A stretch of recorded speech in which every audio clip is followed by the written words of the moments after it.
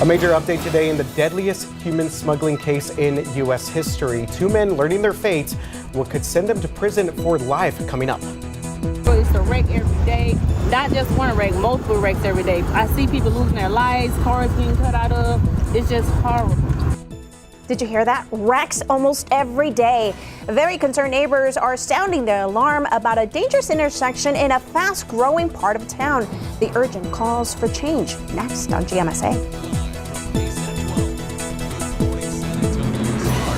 Right now. All right. Yes, and it is a Friday morning. Devin Karp working on that story there, going to give us some interesting numbers from TxDOT about some of those accidents out there in that part of town. Yeah, but first let's get to weather, because there's some possibility of some rain chances. A little bit here and there, and we saw some yesterday, Patty. Some places got lucky and got a little bit of rain. I think the rain chances in general kind of fall off today, but they'll pick back up some late in the weekend. Let's start with today's forecast. If you're heading out the door this morning, know that it's in the 70s. It's humid, the typical summer start to our day. 81 degrees at 10 a.m.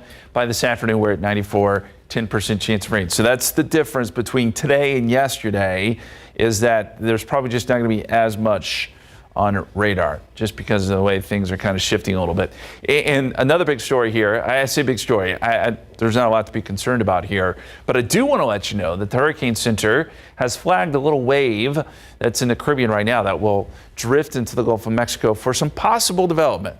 Now, over the next 7 days, we're talking 20%. That's low, and honestly, I think the impacts to Texas well, they're not going to be there. I just don't know that we'll see a lot from this, but it is something to watch. Anytime we get any sort of development in the Gulf, if we see any at all with this, is worth watching. On the Pacific, by the way, there is certainly some development there. So Mexico is going to get a lot of heavy rain out of this. That is one part to all of that. Saharan dust, that's the other big topic of conversation. Still on track to increase starting late Sunday and going through Monday, Tuesday, Wednesday. We're going to look at the details of all of these things and how it could impact our forecast next week and for July 4th as well. That's all coming up in just a couple minutes, guys. All right, let's give you a quick check of our traffic here with your traffic authority. And we have seen one thing pop up on the TxDOT websites here. We're going to talk about that in just a little bit. 281 Hildebrand traffic looking pretty good. Good morning to all of our folks out there by UIW and, of course, the San Antonio Zoo. 281,000 Oaks Drive. No major issues there, mostly along 281. A quick look at some of those cameras. Okay, I-10, this is going to be right here at Ramsgate. This is going to be on the westbound lanes of I-10 right there on the northwest side of town. So let's give you a look here, and we see that we have what looks like an SAPD unit on the scene. Just appears to be a stalled vehicle at the moment. Traffic has not really been impacted too much by this, but again, westbound lanes of I-10 over by Ramsgate. Give you an update on the northeast side of town, 35 at Olympia Parkway. Traffic looking pretty good out there on the northeast side of town. Definitely a sight for sore eyes for all of our folks out there by Universal City and Live Oak. Let's go to Alex right now with a look at things on the ground and drive cam. Alex, looks like traffic's kind of building up a little bit on this Friday morning. RJ, good morning and happy Friday. You're right. I'm on the northeast side right now, and the northeast side has hit the jackpot again. No construction delays on either side of I-35. This right here, this is going to be I-35 south near Thousand Oaks. As you can see, we are full speed limit right now. This is my kind of Friday, RJ. Okay, thank you very much for that update, Alex. We will check back in with him during the rest of this hour. Happening later today, a landmark ruling in the deadliest human smuggling case in U.S. history. Two men, Armando Gonzalez Ortega and Felipe Orduna Torres, will receive their sentences in federal court. Federal authorities say the two helped coordinate and organize the operation that left 53 migrants dead. On June 27, 2022, officers found 67 people packed into a sweltering semi-trailer on San Antonio's southwest side. Now, take a look. This is video taken from the KSAT crew on the ground. I was actually one of the first reporters to arrive on that scene. Most of the migrants had traveled from Mexico, Guatemala, El Salvador, and Honduras. The tragedy marks its 3rd anniversary this week, and today, U.S. District Judge Orlando Garcia will deliver sentencing, with both men facing up to life in prison. Yeah, still a heartbreaking story there. We want to get you an update now on a shooting in Southeast Bexar County this morning. An Elmendorf police officer said to be placed on administrative leave after shooting a man. This all started around 5 o'clock last night on North 5th Avenue near Old Corpus Christi Road. Elmendorf police were responding for reports of a suspicious vehicle. Chief Marco Peña says at one point, an officer saw a man and a woman trying to run away. The officer then chased after them. Chief Peña says that's when the man pulled out a gun, prompting that officer to shoot him. That man is reportedly in the hospital at this point. We're not sure of his condition. No one else was hurt. The officer who fired that weapon will be placed on administrative leave, which is department policy. A neighborhood is clear this morning after San Antonio police spent roughly 6 hours blocking it off yesterday. This happened because of a standoff on Westland Drive near Loop 410 and Markbach Road. And let's go back to the beginning of this situation. It started around 6 a.m. yesterday morning. SAPD says multiple suspects were trying to break into a car when the owner of that vehicle saw them. The suspects pulled a gun but then got away. Officers tracked them to a house on Westland. A spokesperson for the department said at least 3 people were arrested yesterday, and we're still waiting for an update this morning. SAPD officers say the house has been on their radar recently. The house where they are right now is a known house in this area. The district officers often recover stolen property from this location, stolen vehicles, and it's just a problem, a nuisance house. SAPD has been called to that house 25 times since the beginning of the year, 3 of those to recover stolen property. And this morning in Schertz, a police officer, you see his picture right here, facing a DWI charge. This is Sergeant Michael McGuire. He was arrested by his own department while he was off duty yesterday morning. This all happened around 4 o'clock in the morning at the Sycamore Creek Apartments on El Bell Road, right next to Schertz Parkway. Sergeant McGuire is a 22-year veteran of the department and will be placed on administrative leave pending the outcome of an investigation. Tragedy avoided after weeks of coverage. Charges filed against a teen accused of plotting a mass attack at Rhodes Middle School. The state says more charges may come and is sharing evidence with the defense. Bexar County Juvenile District Court Judge William Cruz Shaw will hold routine hearings to decide if the teen remains in jail or will be released on bond. I want the community to understand that we don't have a bond process over here. A child cannot bond out, and they are entitled to their detention hearing every 10 days unless they waive that hearing. But if they don't waive the hearing, we have to have it every 10 days, and the court's going to decide whether or not we're going to release that child. Okay, so the next hearing is set for July 10th. As for the teen's mother, Ashley Pardo, who was also charged in this case, she's still awaiting an indictment, but her next hearing is next month as well. Well, neglect at a San Antonio cemetery, you see some video right here, has a local family speaking out this morning and considering some pretty drastic steps. For more than a decade, Elizabeth Flores says that she's watched tractors drive over her family's gravestones at San Fernando Cemetery number 2, some even sinking into the ground. At least 15 years ago, I started complaining because there was small riding mowers coming right over our area. Well, Elizabeth tells us that she bought 12 plots back in 1979, but the conditions led her to bury her husband somewhere else. Now her family is considering exhuming their loved ones. The Archdiocese says that crews are working around some weather challenges, but did not make anyone available for an interview to us. Okay, so longtime San Antonio car dealer Kent Batchelor has died. His family says he passed away peacefully Wednesday. Batchelor spent over 50 years with the Sewell organization, helping build his dealership into a local landmark near I-10 and Huebner Road. Late last year, The dealership changed its name into the Sewell Cadillac. Funeral plans for Ken Batchelor still being made, and the family just wants to thank everyone for their support. Many of you have left your thoughts and comments remembering Batchelor on social media. Lisa Christina Aguilin posted, "Sad news for me as I am on my 4th Cadillac and I will forever be a Ken Batchelor customer. Rest in peace, Mr. Batchelor." Crystalia Green says, "Always great service under Ken Batchelor. Sorry to hear about the loss. Hugs to all the family members." And you can leave your comments right now online.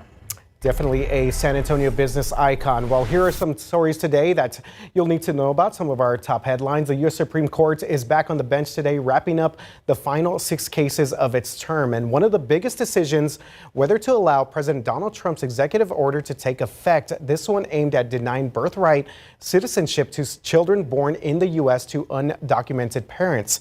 So far, 3 lower courts have blocked that order nationwide, but the Trump administration is making a last-minute push, asking the justices to step in.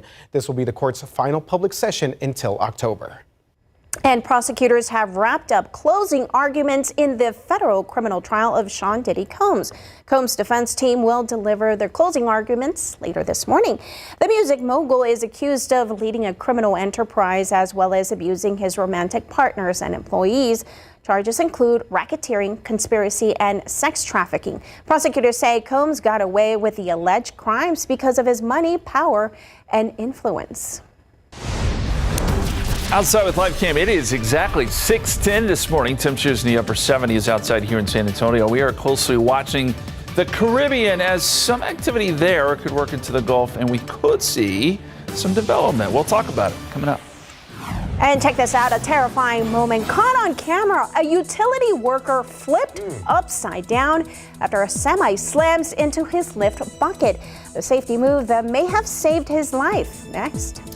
Yeah, that is some wild video. Okay, one person's junk is your jackpot. Thrifting isn't just trendy, it's also pretty smart. See how some savvy shoppers are scoring big deals and saving thousands a year. That is coming up. 7 marathons, 7 continents, 7 days. Now a local man is chasing a world record at the North Pole. Now he's preparing to outrun the cold. Next on GMSA. 6:14, welcome back to Good Morning San Antonio on this Friday morning. Okay, want to show you this scary situation. Definitely want to check out your screen right now. In Louisiana, utility worker recovering after being struck by a semi-truck, and the whole thing caught on video. Patty, right there. Yeah, it shows the worker in a lift in a bucket. You see the truck coming in right there, and it clips it, and then that driver is just flipped upside down. Now, police in the town just east of Baton Rouge say the man had minor injuries and was not taken to the hospital. Authorities said the man was wearing a safety harness. Police are determining whether any charges will be filed. Yeah, we were saying earlier, probably want to close that street. He's probably sore today or the day after. Thank God he's okay, yes. Okay, so back here at home, you may remember Paul Holborn. He is the San Antonio area man who won the men's section of the World Marathon Challenge back in February. I remember him. It was very impressive. So this means he ran 7 marathons on 7 continents in 7 days. Yeah, that's hard to even think of. Now Paul looking into a new challenge of breaking a Guinness World Record for running the fastest marathon, all 26.2 miles at the North Pole. A little cold, isn't it? The record right now stands at 3 hours and 14 minutes, which was achieved last year. And I think I can break it. You know, it's going to be difficult. I know on the flat I can break it, no problem. But this is in different conditions. Like I said, it's cold, it's windy, you're running on snow. How do you even train for that? Coming up on GMSA at 9, Stephanie Serna catches up with Paul about how he's training for the harsh North Pole temperatures of -10 degrees Celsius for the marathon there next month, and how he's inspiring people all over the world. I can't even run when it's 90 degrees outside. I don't even want to drive 26 miles, let alone run. Okay, well, hopefully Paul does good work out there. Yeah, let's take a look at your traffic authority right now. And that makes me think of, remember that Rocky movie where he was running out, Rocky 4, I think, he was running out in the snow training out there. Yeah, definitely shout out to Paul and doing the most out there. We'll continue to follow his story. 1604, we do have reports of a stalled vehicle out here on the far west side of town. I'm going to pull up the TxDOT website, and that is actually going to be southbound 1604 right there at Gulliver Road. As you see, traffic still for the most part moving along this a little bit further south, 1604 at Valley Meadow. So hopefully we get that cleared out here in the next couple of minutes or so. The other trouble spot that we saw earlier was going to be an I-10. This is going to be westbound right here at Ramsgate, but our traffic right here at Huebner Road looking pretty good for the most part. No major issues there in terms of our delays, but still being reported on the TxDOT website. We'll check back in with that in just a little bit. 35 on the northeast side looking pretty good so far on our Friday morning. Let's go to Alex with the very latest in Drive Cam for us. Alex, how are things looking on the ground? Yeah, good morning, RJ. Well, we do have some construction on the east side as well. 410 southbound at FM 78. We do have some crews out here working on the road, so a lane is blocked. This is a stretch of 410 that only has 2 lanes, so that's why it's building up a slowdown over here. It took me about 10 minutes to get through it, so just remember east side 410 south at FM 78. You are going to see some flashing lights, RJ.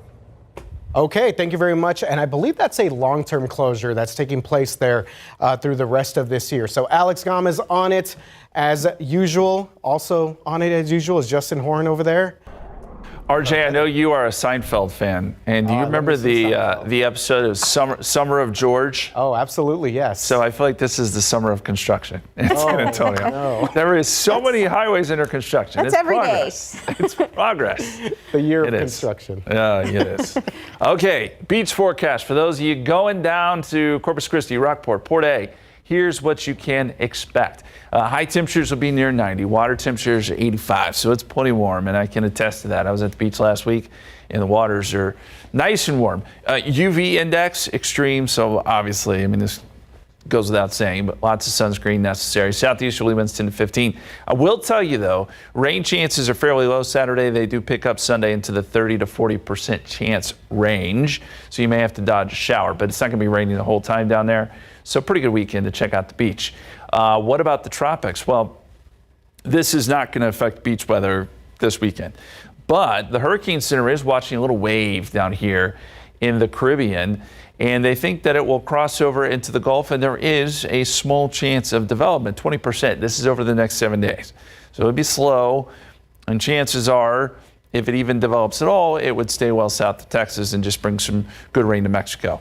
But it is worth watching. We have to watch anything in the Gulf these days. And by the way, there's a good chance that we're going to get a named storm out in the Pacific. That would be Flossie. That will bring heavy rain to the west coast of Mexico. So Mexico getting it here with the east and west coast with chances of some pretty heavy rain. Here's the visible, or the satellite, I should say, not the visible satellite, where we do see some thunderstorm development. It's still very disorganized. And so as it crosses over into the Gulf where there are warm waters, we'll see what happens. The other side to all this, we got some dust out there, Saharan dust. You've probably heard us talk about this the last couple days. It'll start to move in on Sunday. The concentrations will be highest to our east, but I think we'll see some decent haze around the area Tuesday, probably Wednesday too. It just kind of looks like this. It's not going to have huge impacts. The skies just won't be as blue. And if you're sensitive to dust, it may cause a few allergy issues, but otherwise, it's not a big deal for us.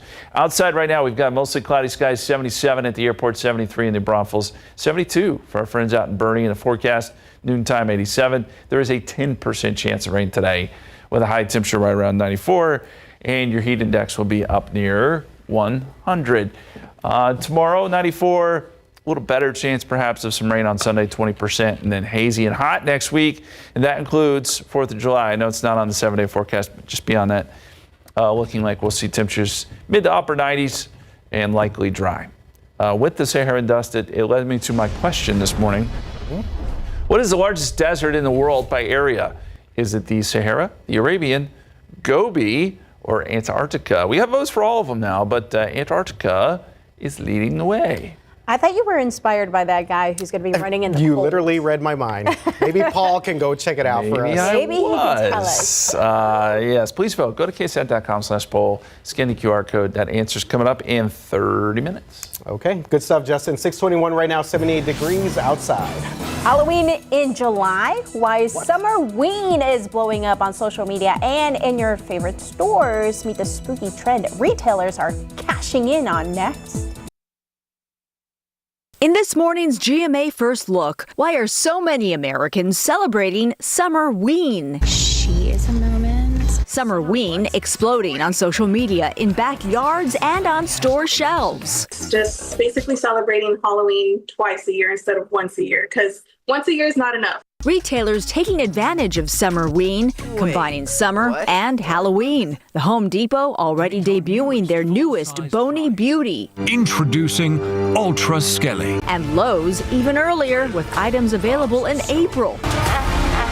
Retailers are consistently trying to figure out ways to generate sales to compete with their own numbers from last year, compete with their competition as well. So this is just another tactic. And coming up at 7 a.m., Sam Champion will have much more on the summer Halloween hype. With your GMA First Look, I'm Andrea Fujii, ABC News, New York. You know, Hobby Lobby has Christmas stuff. in July. Wow. So just saying, putting it out there. We're getting a little out of control here. But my wife, if she sees that, then guess what? I'm going to be hanging out at Home Depot. She loves Halloween, so. All right.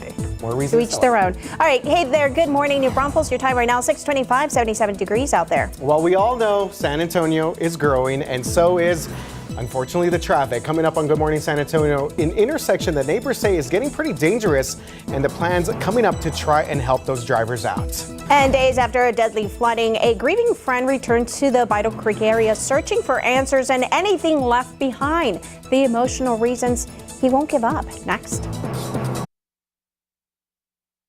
Live from KSAT 12. Good Morning San Antonio starts right now. Hey there, good morning, friends. It is 6:30 on your Friday, and we are running off to a great day. We are, yes.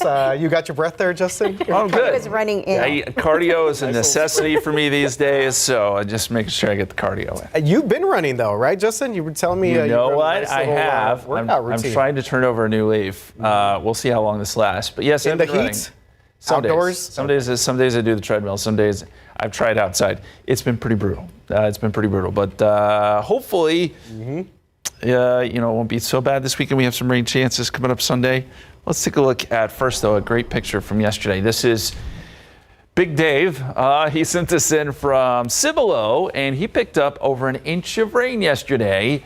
It was another one of those days where we saw some very localized heavy rain in just very small geographical spots. But Dave was in a good place, and he picked up probably some of the best rain across the city. You look at the 24-hour rainfall totals, and right in that area, that's Cibolo. We estimated actually 2 inches according to the radar. And there were a couple of other very isolated spots which picked up some rain, but the majority of San Antonio did not, I'm sorry to say. And while we may see, one or more downpours again today, I think the odds are actually even lower this afternoon, just 10%. We'll reach a high right around 94, and heat index values, of course, will be up near 100. Coming up, we will discuss the drought monitor, which came in yesterday. Very interesting aside there about how things have kind of evolved with our drought. We'll explain here in just a couple minutes, guys. All right, thanks, Justin. Well, as San Antonio continues to grow with new subdivisions and new development, so does traffic. Absolutely, Patty. Yes, neighbors on the east side of 1604 telling us about a dangerous intersection that's only getting worse with more people driving on it. Let's show you where this is exactly. Take a look at your screen. That is the map we're talking about, Loop 1604 and Sherworth Road. It's on the far east side of town, just south of I-10. And that is where we find our Devin Karp this morning. Devin, you are going to show us what neighbors are talking about. Yeah, if you guys take a look behind me, we're on the corner of Sherworth and 1604, by the way. Looking at that light there, you're going to be able to see a few things. The stop sign, the flashing red and yellow lights, but that big yellow sign right there saying cross traffic does not stop. That is true for all of these cars going sideways here on 1604. If you want to go through Sherworth, you've got two stop signs to get through, but not exactly a traffic light or a clear intersection. And it's made some people nervous to even come through this way. way. Now, according to data from TxDOT, there's been more than 130 crashes that have happened here since 2016, with a majority of them happening since 2021 when this area started to boom and develop. It's even earned a nickname from first responders, one of which told me this and the other from a viewer who got in an accident here, because with first responders helping people with crashes, they've given this intersection the nickname of the can opener because of how many cars they've had to cut into to get people out of them from bad wrecks. I spoke with one neighbor who moved here less than 2 months ago and says he's been shocked by just how bad the problem is in such a short time. We've seen a lot of deadly accidents, a lot of majors. It's kind of hard because, I mean, even though those blinking lights are there, it's like if people don't even pay attention to them. Now, we asked TxDOT what comes next for the area after all of these neighbor complaints. They were able to send in a statement to us. In part, they said, quote, due to development growth, TxDOT is requiring area developers to design and construct a signalized intersection at Loop 1604 and Shoeworth Road in addition to widening the roadway. Costs related to the improvements would be the responsibility of the developer. Now, we're still waiting to hear back on specifically what developers in the area are going to be held responsible for a new light, as well as the timeline for that happening. We're going to stay following with this story over on KSAT.com. And in the meantime, if you're headed over this area on the far east side, make sure you're keeping your eyes open because there have been a lot of crashes over here, folks, and you don't want to be a part of that list. Right now, we'll send it back to you guys. Devin Karp, KSAT 12 News. Thank you very much, Devin. Good information for our drivers on the east side of town. Well, this morning, it's been over 2 weeks and still many questions out there. The pain for those who lost loved ones in that city flooding tragedy remains, though the landscape at Vital Creek has changed over the past couple of days. This is video that we took just yesterday of Vital Creek near Austin Highway and Perrin Vital. This, of course, is a site where we had many of our flood victims that were found, their bodies there. Now, in drier conditions, we spoke with a man who returned to that area to look for clues about what happened. I got a call late that night that he was missing. So my immediate reaction was I need to go down there looking for personal items, trying to pretty much figure out what happened, how it happened. Well, Frank Trevino, you see him right there, was among those who lost a friend in those floodwaters. But as you just heard, he's not done searching for answers. He told our crews that he goes down there almost every day now looking for anything that may be left behind. Trevino says that if he does come across any personal items, he plans to return them to those families. Okay, so we first told you about this inmate right here who died inside the Bexar County Jail yesterday on GMSA. Now, according to the Bexar County Medical Examiner's Office, it has been determined that 36-year-old Joanna Guinez died on Wednesday night after suffering a medical episode. The Sheriff's Office says she was receiving drug detox treatment and was going through withdrawal symptoms. Deputies tried performing life-saving measures, but were not successful. Now, this is not the first time we've told you about the death of an inmate within the Bexar County Jail. In fact, per KSAT's count, Guinez is the 6th inmate to die in the jail since the beginning of this year. Now, this is a troubling trend that we're going to continue to stay on top of. Okay, taking a look at some of your headlines today that you'll need to know about on this Friday. Staying here in the state of Texas, Governor Greg Abbott acting fast to stop an invasive fly that is threatening Texas livestock. Okay, check this out. Not sure if you guys have heard about this. We're talking about the screwworm fly. So Governor Abbott has ordered the Texas Animal Health Commission and Parks and Wildlife to form a special response team. This team will work closely with landowners and ranchers to prevent that fly from spreading. According to wildlife officials, this fly lays larvae in open wounds, causing serious harm to those animals. A chaotic scene in Laredo. Construction workers seen running, even crossing a busy I-35, trying to flee immigration agents. ICE says it was part of a routine enforcement operation that led to 24 arrests. The fire department was also there, but says they were only providing medical support, not involved in any immigration action. Well, the Supreme Court is letting South Carolina block Medicaid funding for Planned Parenthood. For abortion opponents, it's a victory for the idea that states with more restrictive abortion laws should not have to support groups that provide services policymakers may disagree with. Abortion supporters frame the ruling as a blow to health care access, though. This ruling comes as the U.S. Senate is considering a national ban on federal funds for Planned Parenthood. And here at home this morning, we have a special statue unveiling that is taking place at the Vietnam Army Grunt Museum.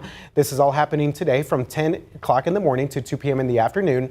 It's called Vietnam Veteran Statue, and it commemorates the sacrifice and service of our Vietnam veterans. There will be food, music, and vendors, and much more. Also happening today, it's time to kick off the summer right with free music, good vibes, and good health. And tonight there is a party with a purpose that everyone is invited to, and better yet, it is free. The Tune Into Wellness Summer Music Festival is happening over at the Ecumenical Center's Seeds of Hope Garden. Starting at 6:30 p.m., family-friendly outdoor concert will light up the night with live music by several popular San Antonio bands. The event aims to promote wellness through joyful community experiences. All ages are welcome, and while admission is free, registration is encouraged. You can find that link right now online.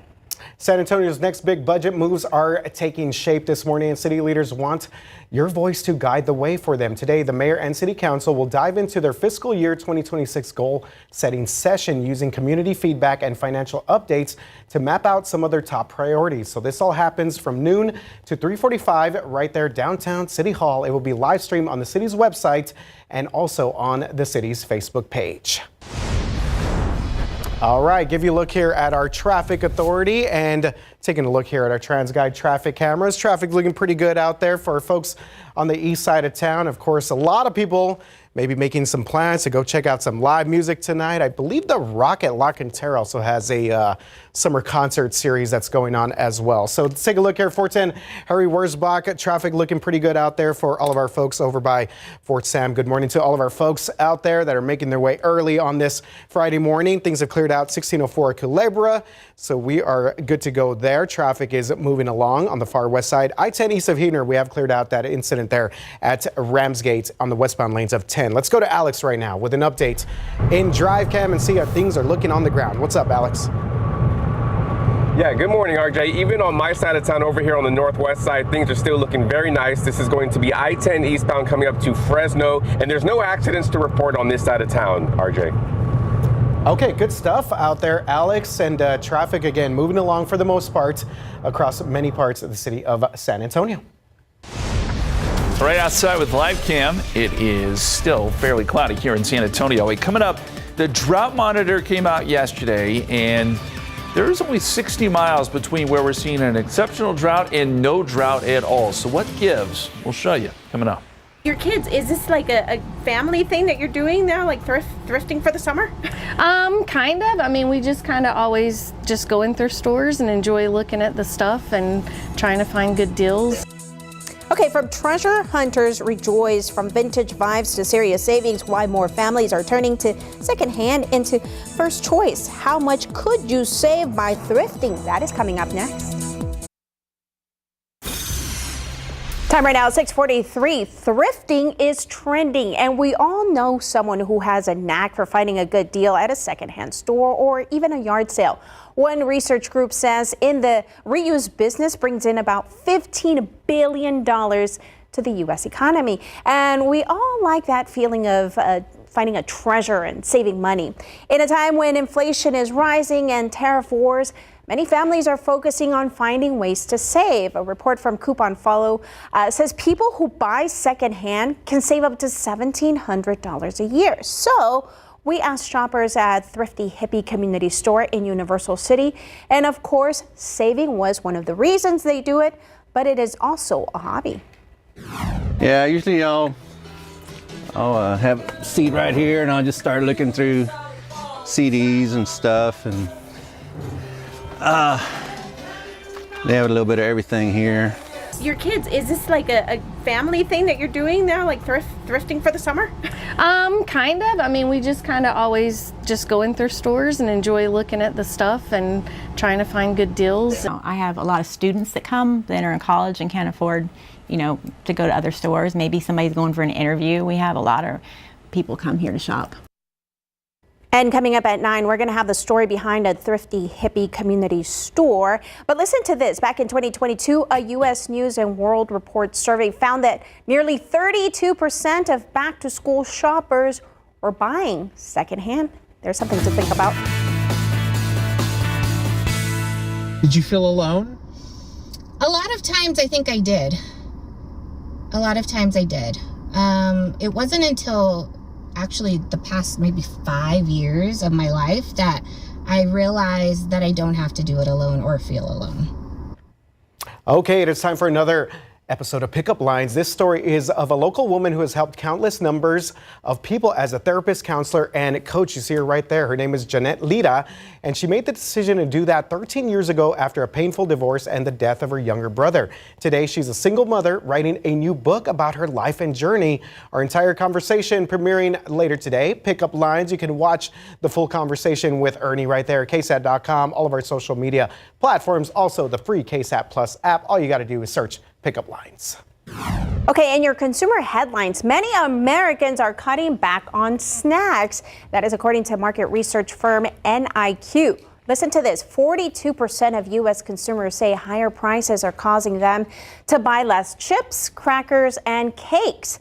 The Bureau of Labor Statistics reports snack prices have risen higher than most other grocery store products. Okay, well, listen up, all my BMW drivers out there. We have a mechanical glitch that's prompting the recall of more than 70,000 BMWs. According to the National Highway Transportation Safety Administration, the electric drive motor software in these cars could shut down, resulting in the loss of drive power. So this recall includes certain i4, i5, i7, and either iX or i10 models. I'm not a BMW driver, so full disclosure, if you have one of those, iX or i10, just keep this in mind. Officials say BMW dealers will fix the problem free of charge.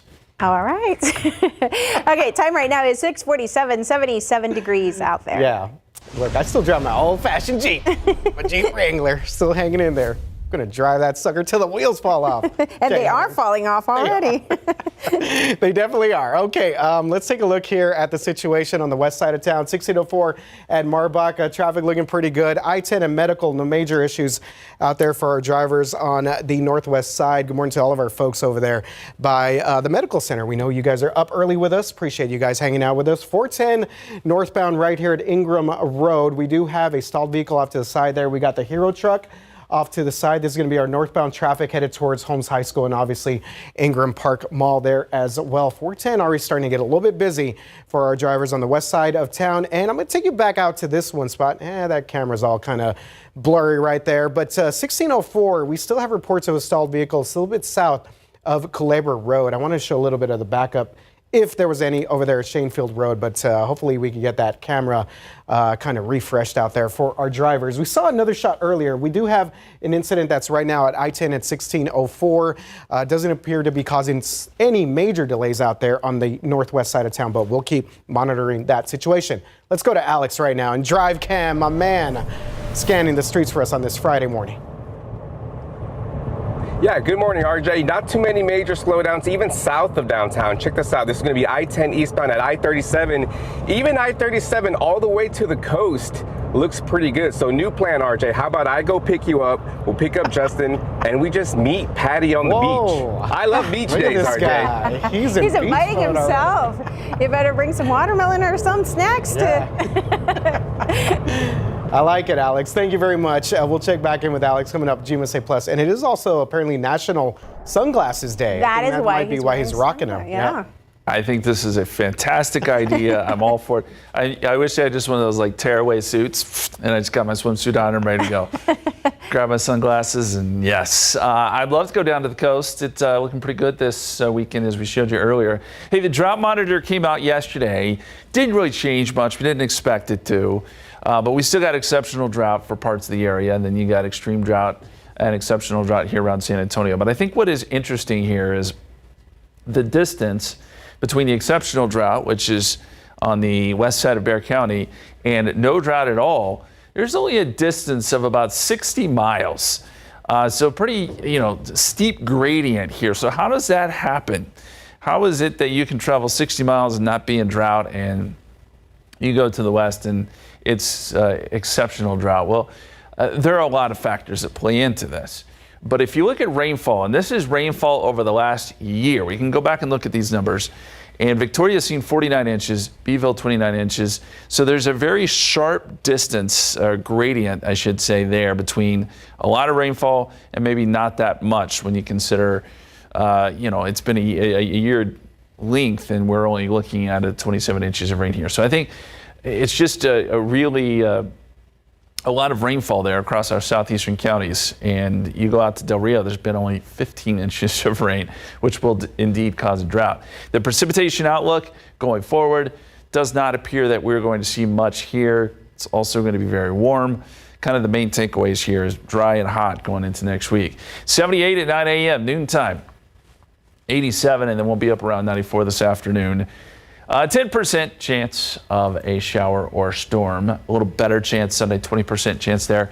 And if you're looking beyond the 7-day forecast for the 4th of July forecast, we're thinking mid-90s, mid to upper 90s, and probably a very low rain chance. We'll continue to keep you updated there. Okay, our question this morning, we've been kind of focusing on the Saharan dust. So it got me thinking about deserts. What is the largest desert in the world by area? Is it the Sahara, the Arabian, the Gobi, or Antarctica? You guys have voted, and Antarctica is leading the way. But is it right? I guess I got to go with the viewers. They're always right. Yes. Is it a trick question? I think that's a trick question right there. I voted for the Sahara, but I'm also thinking it's, Antarctica. Let's look at the answer here. It is indeed Antarctica. Wow. Aha. Okay. So it's a desert, though. Because if you look at the definition of a desert, it's nothing grows. Generally receives less than 10 inches of rain per year, or snow in this matter, and has sparse vegetation. So by definition, Antarctica is the largest desert in the world at 5.5 million square miles. The Sahara is the second, the largest hot desert at 3.6 million square miles. So a bit of a trick question there. A little bit of a trick question. Yeah. Okay. Coming up on GMSA Plus, protecting the pets and the family this upcoming holiday, 4th of July.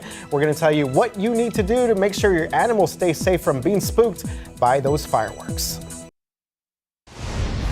Welcome back. Quick check of our roads right now. TransGuide traffic cameras. We do have a disabled vehicle 1604 south at Culebra and 410 north at Ingram Road, but everything else is looking pretty good across the city. Let's go to Justin now with a check of your forecast. Thanks, sir. Forecast for today will be in the 80s by 10 o'clock, partly cloudy skies. There is a small chance of a pop-up shower today, 94 the high, so very similar to what we've seen last couple days. Extended forecast, a little better chance of rain Sunday. Other big story will be the hazy skies thanks to the Saharan dust that will kick in Sunday and stay with us through Wednesday. And we're also watching what's going on there in the tropics. We'll have more on that during our stream and at 9 a.m., guys. All right, well, thanks for tuning in with us this Friday morning. Why are we wearing glasses? It's National Sunglasses Day. Those are really cool. Producer Ainsley. Stay with us. GMSA Plus continues.